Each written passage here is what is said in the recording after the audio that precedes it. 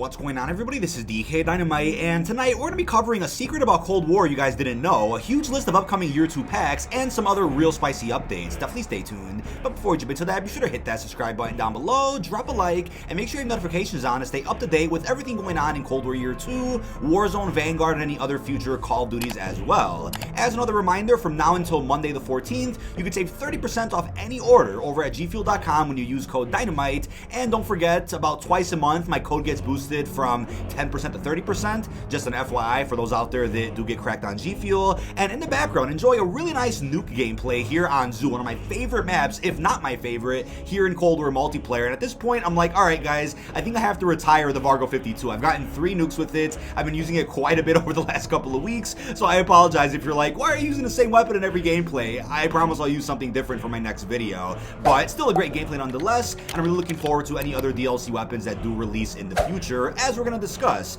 And speaking of the devil, we do have the Fleischiet SMG, which currently does not have a name yet, as we talked about numerous times here on the channel. In case you guys weren't aware, it's actually the same underwater rifle that we have in the Call of Duty Ghost campaign, and to this day, I still think the mission underwater and the mission in space from Ghost were some of the best Call of Duty experiences ever. I really love those missions, and I guess it could also make you wonder, why are we getting an underwater rifle here in Cold War? For any areas that you can go underwater in, you can use any weapon of your choice, so why specifically did they choose this weapon? So, Tinfoil hat theory, and this is coming from the very spicy individual online, Alex. He was like, wait a second, the new SMG is an underwater gun, and Ural Mountains has a lot of water areas, so Ural Mountain for Cold War Year 2? Again, there's no evidence to back this up. We know the map exists. I don't think it's necessarily finished to justify releasing it to the public. More work would probably have to go into it, but that's a really funny point to think about, that yeah, there were quite a few underwater areas that we can already see in Fireteam now through the various regions, but when you combine all those regions, there's a lot of water you could play around with. And funny enough, here's a fun fact for you in case you guys didn't see my video a couple of months ago. Supposedly there is an underwater cave known as the Orda in the real Ural Mountains in real life. So you can bet they would have probably played around with that as well if Blackout 2 would have released, and there likely would have been like a bonus Order boss fight that you could take advantage of in this underwater cave, which would have been incredible and would have really stepped it up a notch in comparison to the zombie crossover we had in the first iteration of Blackout. But there's also a mod for Black Ops 3, the Ghost weapon mod, and you can go ahead and use any weapon from COD Ghost in Black Ops 3 Zombies, I believe even in custom games of multiplayer, and along with those weapons does come the APS underwater rifle, which is what the Fleischiet SMG seems to be based off of. So if you guys want a bit of a sneak peek or an early preview of this upcoming SMG in Cold War, you can already use it either by playing the Ghost campaign or booting up that mod that's in Black Ops 3. Shout out to Lego Unlocked for actually letting me know that this weapon was usable via a mod for Black Ops 3. I didn't even think about that until he went ahead and told me and made a video, which is fantastic. Shout out to that legend, which I'll also have linked down below in the description. But also real quickly, it was brought to my attention by a lot of spicy individuals online. I know you guys are reaching out to me that apparently all the Year 2 bundles for Cold War were finally added to the Warzone files. Again, I'm not a leaker or a data miner, just reporting on the news here, but with that, that probably means that they're just around the corner from officially releasing, which is great news. I have to be careful with the images I show on screen, of course, but they posted HD screenshots of these bundles actually loading up or being force loaded via Warzone. I still also don't know if the Vargo 52 Mastercraft works in Warzone yet. Let me know if it does down below in the comments. If it doesn't, then that's just unacceptable considering it's a $20 bundle, and some people might have bought it just for Warzone, not to even use in Cold War, so hopefully that gets fixed.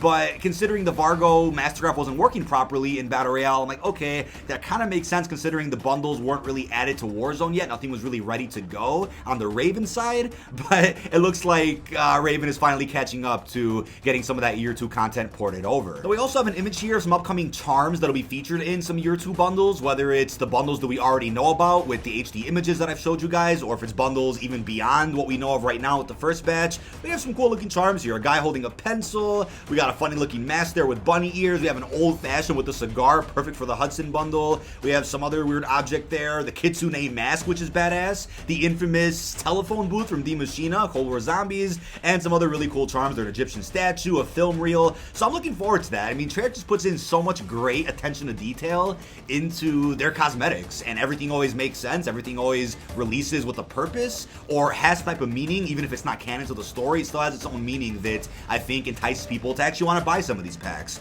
But don't go anywhere, we have a lot left to cover, but first, a quick word from tonight's sponsor. Now tonight's video is sponsored by Manscaped. I'm sure you've all heard of these legends by now, but they've kindly hooked me up with the Performance Package 4.0 kit, which does feature a variety of different products. We of course have the new Lawnmower 4.0 trimmer, the waterproof body trimmer that's built with advanced skin-safe technology. We also have the waterproof electric ear and nose trimmer with a 360 rotary dual blade system. Manscaped also came in clutch with specialized deodorant, toner, and lotion for your friends down there. They were also kind enough to send me the Shears 2.0 kit, featuring some necessities for our everyday hygiene. Now, for a limited time, customers will receive 2 special gifts, the Sleek Shed travel bag and the High Performance Boxer Briefs. So if you're ready to take care of your friends down there like never before, be sure to use code DYNAMITE20 to save 20% off any order over at manscaped.com. Thank you to Manscaped for sponsoring tonight's video. Now back to the video, here's where things get juicy. We have a really massive list of a bunch of upcoming Year 2 packs, which really has me excited, and this is posted from the usual suspects online that post early content, data mine things, force load content. So with that being said, we have a blueprint for the AM63, 1 for the nail gun, 1 for the Diamatti, 2 for the Ironhide shotgun, 1 for the Street Sweeper, 1 for the Tech 9, 2 for the Swiss, 1 for the Grav, 1 for the AK-74U, a Pellington, Krig, AK-47, FFAR, Bullfrog, C58, an AUG, the LC, ZRG, Stoner, M16, Lappa, Groza, Farah, Carve, a Battle Axe even, and then lastly a MAC-10. So that's quite a few blueprints, many of which are not included at all whatsoever in the list of current bundles we know about that should be releasing any day now. And this person also followed up by saying, so far the C58, Bullfrog, Pellington, 74U, Farah, Tech 9, Carve, and Street Sweeper have tracers since they're in the currently leaked bundles. I don't know about any others. So that's definitely a lot of content. That's nearly 30 upcoming blueprints, and I know we already have some clear images of 5 of the bundles coming out, but that just tells you there is 100%, for anybody out there that was in doubt, there is 100% a second if not third round of DLC coming to Year 2, which hopefully will also entail even more maps and weapons that we currently don't know about yet. I made several previous videos talking about what maps could be returning, which ones are rumored, which ones make sense, and also some information about some of the upcoming DLC weapons. Now here's a tweet that I nearly missed, but it comes from Treyarch developer Andy Yoon. I know you guys probably didn't see this, but somebody out there went ahead and said, hear me out, a completely and unique story about a woman, probably a soccer mom, who in truth is a deadly assassin, maybe Russian, and whose past catches up with her. Crazy idea, the agency she used to work for wants to kill her now. We then have Treyarch developer Andy Yoon who quotes it by saying that was basically the story for Black Ops Cold War before the pandemic got in the way. Now he didn't follow up with explaining how the pandemic necessarily affected the narrative they went with for Cold War, but what comes to mind right away is that I think there were definitely a lot of Call of Duty's planned to take place in the Black Ops universe that didn't necessarily focus on Mason or Woods at all, and that's almost what Cold War was. Back when Raven and Sledgehammer were leading the project, it was going to be a Cold War era Call of Duty, but going in a new direction that may not have been canon to the Black Ops universe. When Treyarch took over, that may have been when they said, you know what, let's go ahead and throw Mason and Woods in here and tie this into the greater Black Ops lore, but by then they already had recast, didn't bring back the original actors. We know how that went down, but it does look like this game at some point might have actually went ahead and pulled a Black Ops 3, where it takes place in the Black Ops timeline, but focuses on a completely new set of characters that may follow the same patterns, the same energy, the same aesthetics, maybe even the same type of plot twist, but dealing with new people that we had never seen prior. Now, it's like I always have to reiterate, I think it's just insane to think about how much Treyarch really pulled off with Black Ops Cold War, despite it not being their game to begin with, despite dealing with pandemic circumstances, and having not that long to really make it either, and they still pumped out what is arguably one of my favorite games of all time, if not the most action-packed and content-packed Black Ops we've ever seen. So it gets me wondering if whatever this scrapped plot was with this woman, the deadly assassin, and I know it's not really an appropriate time to tell more Russian stories considering what's going on in the real world, but I'm curious curious if in their next Call of Duty for 2024,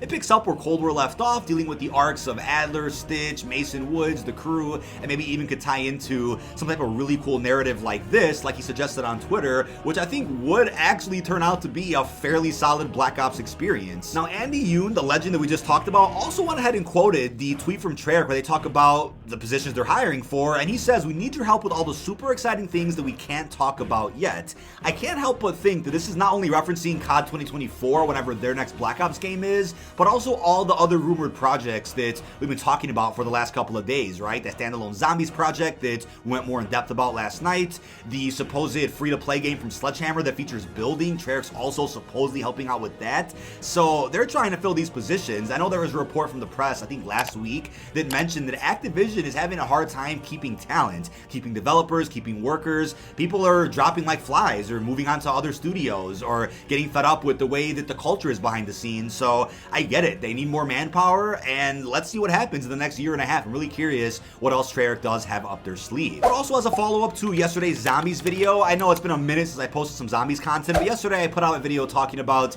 kind of what's going on with Zombies right now, some great news about the future. We have a nice promotion behind the scenes that could change Zombies as we know it, and we also talked about a bit of a sneak peek at the new Scythe melee weapon for Cold War Zombies that does manage to kill multiple zombies in one swing, but the animation with it is a bit weird. The hitbox looks a bit broken. We have another look at the Scythe here over in multiplayer this time, and you can tell it'll be pretty deadly and effective in Cold War, but I'm hoping before it actually releases, they tweak the hitbox a little bit, because it looks like it has some struggling moments here trying to latch onto the enemy when he's moving a little bit, which could prove to be troublesome when somebody out there is trying to go for a camo with this thing. But nonetheless, I'm looking forward to whenever the Ravenoff pack does release, because whenever that is, it'll also coincide with the launch of the base version of the Scythe, with the unlock challenge and the blueprint that you can acquire by buying the Ravenoff Tracer pack. So we still don't know when the next Year 2 update is. I mean, Treyarch confirmed the future update will also launch with WMD, so I'm just gonna hope it's any one of these days coming up. I'm gonna fairly assume that this week could be some marketing for Season 2 Reloaded,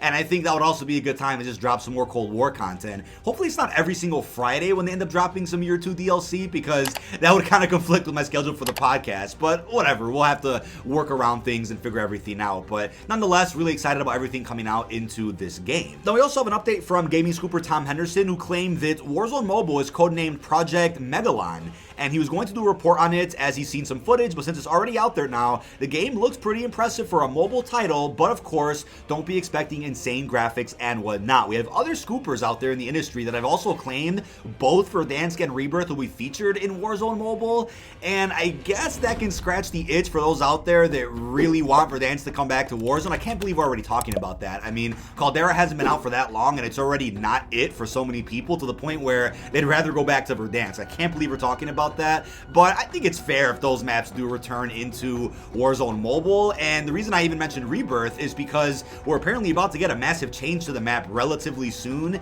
and it won't be the same iteration of Rebirth that we all know and love from the beginning of the Cold War Warzone integration, as well as the map layout that we had in Alcatraz back during Blackout. Now, last and definitely not least, shout out to Parsa, a legendary supporter here on the channel who's always in my live chat for streams, my video comments. It was brought to my attention that not only is COD Mobile getting the Black Ops content such as the MAC-10, the Kashka, and even the map Satellite featuring vehicles as well, but now Miami. So it looks like we're about to get a Black Ops themed season, which I can't complain about at all. I may even cover it if you guys want to see that here on the channel. We can even stream it for all we know, right? It doesn't really bother me, but considering that we're going to get all this Cold War content into COD Mobile, do you think it would be smart for Activision to also say, okay, right around the same time we do that, let's also start dropping more of that Year 2 Cold War DLC that's clearly ready to go on deck, whether it's WMD, Jungle, the weapons, the bundles, all the rumored game modes, the Onslaught Zombies updates. Let's do all of that at around the same time, which may be in the next 2-3 weeks, hopefully sooner. But if we're going to bring that to your attention in the case you were wondering what that teaser was from COD Mobile earlier today, there's a lot of maps they can pull from, obviously, dozens from Cold War that I think would play pretty well in a mobile experience. So as I was editing this video, the same individual that posted early gameplay of the Scythe did go ahead and post an early preview on his YouTube channel of the Beachside Bullets Reactive Bundle, and it's a relatively small pack, but does come with tracer rounds for two very powerful weapons in Cold War, the Tech 9 and the Carve, and there's obviously some other smaller cosmetics a part of this bundle as well. So this person's channel is linked down below. I'm not sure how long the gameplay will be up for. Could get taken down. Hopefully we're safe showing this a little bit here in tonight's video, but overall the Tech 9 is a really scary weapon in Cold War. I haven't used it too much, to be quite honest with you, but from the times I have used it and from all the times I've seen enemies use it, this thing is probably a top 3 weapon in the game. So I have to admit I'm a little worried about seeing a new tracer blueprint added for this. I think lobbies are about to get relatively frustrating. But that is about it. This has been dkdynamite. Leave all your thoughts down below in the comment section. What are your thoughts on Cold War Year 2, the massive list of upcoming blueprints? How are you feeling about that secret plot that got scrapped for the campaign? And also, what are your thoughts on the other spicy updates that we went over? Really hope you enjoyed, and peace out, everybody.